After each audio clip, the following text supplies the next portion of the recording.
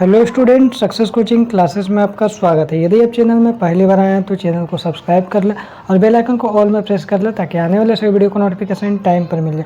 आज हम डिस्कस करने वाले हैं क्लास 10th का, ये हमारा होने वाला है क्लास 10th का ज्योग्राफी का चैप्टर नंबर 4 का ऑब्जेक्टिव क्वेश्चन। इसमें आपको चैप्टर नंबर 4 से लेकर चैप्टर नंबर 7 तक सभी ऑब्जेक्टिव क्वेश्चन मिल जाएगा। इसका वीडियो का पार्ट 1 जो बनाया है उसमें आपका चैप्टर नंबर 1 से लेकर चैप्टर नंबर 3 तक है। तो यदि आप चैप्टर नंबर 1 से चैप्टर नंबर 3 तक आप नहीं देखे हैं तो वीडियो का डिस्क्रिप्शन में लिंक दे देंगे, आप जाकर देख लीजिएगा। आज हम चैप्टर नंबर 4 से मोस्ट इंपॉर्टेंट ऑब्जेक्टिव क्वेश्चन हम आपको बताने वाले हैं। तो देखिए, सबसे पहला क्वेश्चन क्या है, चैप्टर नंबर 4 आपका भूगोल का है। चैप्टर नंबर 4 ऑब्जेक्टिव क्वेश्चन है, कर्तन दहन प्रणाली कृषि किसको बोलते हैं? तो याद रखिएगा, स्थानांतरण कृषि को हम लोग क्या बोलते हैं? कर्तन दहन प्रणाली कृषि बोलते हैं। आगे अगर हम लोग क्वेश्चन देखते हैं, अंगूर मुख्यतः किस राज्य में उगाया जाता है? तो याद रखिएगा आंध्र प्रदेश, याद रखिएगा आंध्र प्रदेश में ज़्यादातर अंगूर उगाया जाता है। आगे देखिए यहाँ पर बोल रहा है भूदान ग्रामदान आंदोलन किसने चलाया था? तो याद रखिएगा विनोबा भावे ने चलाया था। इनमें से कौन सा रबी फसल है? तो याद रखिएगा चना हमारा क्या हो जाएगा? रबी फसल हो जाएगा। आगे देखिए इनमें से कौन सा फलीदार फसल है? तो याद रखिएगा दालें हमारा फलीदार फसल हो जाएगा। भारत में किन क्षेत्र में गहन जीवन निर्वाह खेती की जाती है? तो सघन आबादी वाले क्षेत्र में किया जाता है। ऑप्शन नंबर हमारा ए हो जाएगा। आगे यदि देखते हैं निम्नलिखित में से कौन सा उस कृषि प्रणाली को दर्शाता है जिसमें एक ही फसल लंबे चौड़े क्षेत्र में उगाई जाती है? तो याद रखिएगा इसको हम लोग रोपण कृषि बोलते हैं। आगे यदि हम लोग देखते हैं, सरकार निम्न में से कौन सी घोषणा फसलों को सहायता देने के लिए करती है? तो याद रखिए इसको न्यूनतम सहायता मूल्य हो जाएगा। नारंगी मुख्यतः किस राज्य में पाई जाती है? तो इसका राइट आंसर हो जाएगा आपका महाराष्ट्र हो जाएगा। आगे देखते हैं, भारत में हरित क्रांति का जनक किसे कहा जाता है? तो MS स्वामीनाथन को कहा जाता है। आगे देखते हैं इनमें से कौन सा रोपण फसल नहीं है? तो रागी क्या हो जाएगा? रोपण फसल नहीं हो जाएगा। लोहा, कैल्शियम, मैक्रो न्यूट्रिक्स और रेशे से भरपूर मोटा अनाज कौन है? तो याद रखिए इसका रागी इसका राइट आंसर हो जाएगा।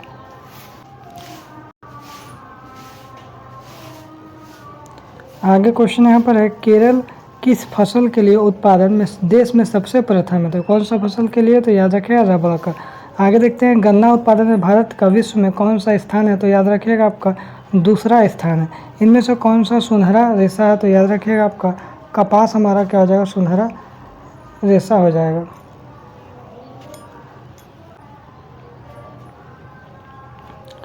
क्वेश्चन नंबर 15 क्या बोला है, इनमें से कौन सा सुनहरा रेशा है? तो याद रखिएगा आपका जूट जो है इसका सुनहरा रेशा कहलाएगा। आगे देखते हैं चैप्टर नंबर 5 हमारा क्या बोल रहा है, खनिज तथा ऊर्जा संसाधन।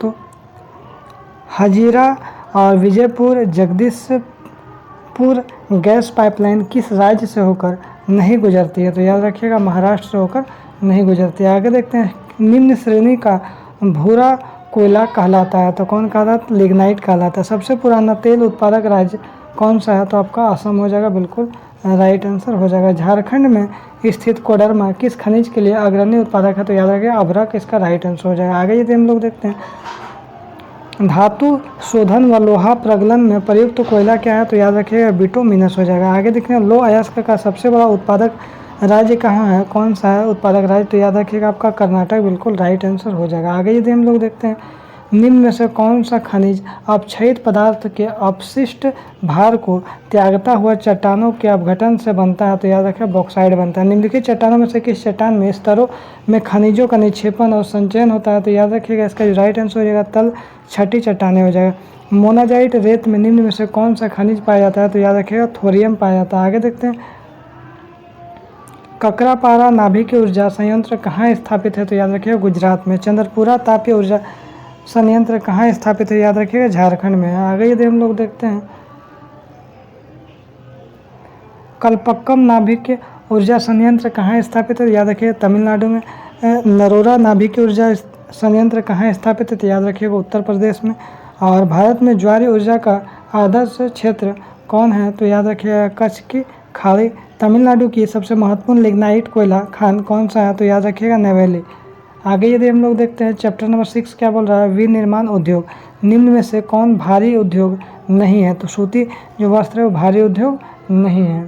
आगे देखते हैं, भारत की इलेक्ट्रॉनिक राजधानी कौन मानी जाती है? तो याद रखिएगा बेंगलुरु। निम्न में से कौन सा कारक की किसी क्षेत्र में उद्योग की स्थापना में महत्वपूर्ण भूमिका निभाती है? तो याद रखिएगा कमतर उत्पादन लागत। निम्नलिखित में से कौन सी एजेंसी सार्वजनिक क्षेत्र के उपक्रम से इस्पात विक्रय का कार्य करता है? तो याद रखिएगा सेल, इसका राइट आंसर हो जाएगा। आगे यदि हम लोग देखते हैं, निम्न में से कौन मोटर गाड़ी उद्योग का केंद्र नहीं है? तो याद रखिएगा रांची, बिल्कुल राइट आंसर हो जाएगा। भारत में किस औद्योगिक क्षेत्र में सर्वाधिक रोजगार उपलब्ध है?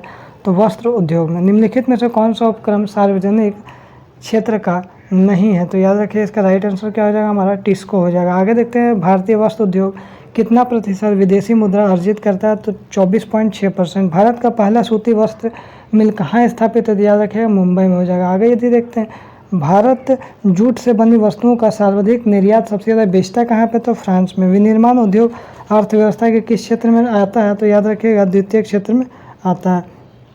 आगे देखिए, निम्नलिखित में से कौन सा उद्योग चूना पत्थर को कच्चे माल के रूप में इस्तेमाल करता है? तो याद रखिएगा सीमेंट करता है। आगे देखते हैं यहाँ पर, निम्नलिखित में से कौन सा उद्योग बॉक्साइट का कच्चे माल के रूप में प्रयोग करता है? तो सीमेंट ही तो हो गया। निम्नलिखित में से कौन सा उद्योग दूरभाष, कंप्यूटर आदि संयंत्र बनाने में लगता है? तो याद रखिए सूचना प्रौद्योगिकी हो जाएगा। आगे यदि हम लोग देखते हैं, भिलाई स्टील प्लांट किस राज्य में स्थित है? तो याद रखिए छत्तीसगढ़ हो जाएगा।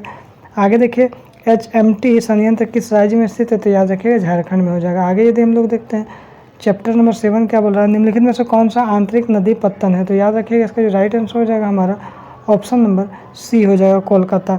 आगे यदि हम लोग देखते हैं, निम्नलिखित में से कौन से दो दूरस्थ स्थित स्थान पूर्वी पश्चिमी गलियारे से जुड़े हैं? तो याद रखिएगा हमारा सिलचर और पोरबंदर। आगे देखें, निम्नलिखित में से कौन सा साधन वाहनांतरण हानियों तथा देरी को घटाता है? तो याद रखिएगा पाइपलाइन। आगे यदि हम लोग देखते हैं, क्वेश्चन नंबर 4 क्या बोल रहा है? निम्न में से कौन सा पत्तन पूर्वी तट पर स्थित है जो अंतःस्थलीय तथा अधिकतम गहराई का पत्तन है, पूर्व सुरक्षित है? तो क्या हो जाएगा? विशाखापट्टनम हो जाएगा। आगे यदि हम लोग देखते हैं,